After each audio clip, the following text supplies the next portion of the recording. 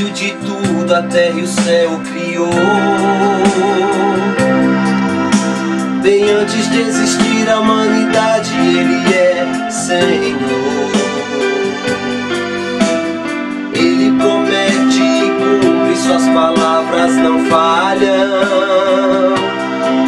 Seu poder é grandioso, Ele é fiel com os que o adoram.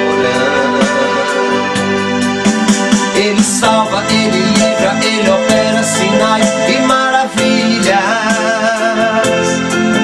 Livrou Daniel na cova, nenhum dos leões sequer o tocou. Ele abriu o mar vermelho, seu povo passou. As estruturas da cadeia tremeram quando Paulo e Silas cantaram louvor. E hoje aqui está, presente neste lugar. Você pode sentir a presença do Senhor aqui neste lugar. O seu poder é tremendo, comece a adorar. Ele ainda é o mesmo, pode acreditar. Você pode sentir a presença do Senhor aqui neste lugar.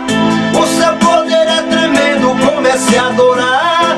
Faça como Bartimeu começou a clamar: Jesus, filho de Davi, tenhas compaixão de mim, Senhor.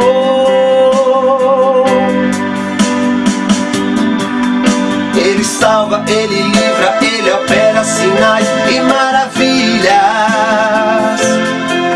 Livrou Daniel na cova, nenhum dos leões sequer o tocou. Ele abriu o mar vermelho, seu povo passou. As estruturas da cadeia tremeram quando Paulo e Silas cantaram louvor. E hoje aqui está, presente neste lugar. Você pode sentir a presença do Senhor aqui neste lugar. O seu poder é tremendo, comece a adorar. Ele ainda é o mesmo, pode acreditar. Você pode sentir a presença do Senhor aqui neste lugar. O seu poder é tremendo, comece a adorar. Faça como Bartimeu começou a clamar. Você pode sentir a presença do Senhor aqui neste lugar.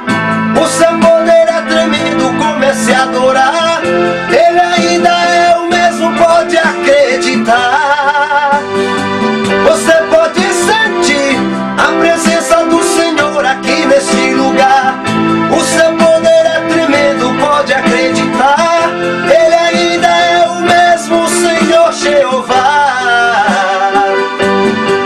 Jesus, filho de Davi, oh, como Bartimeu clamou. Jesus, filho de Davi, Jesus, filho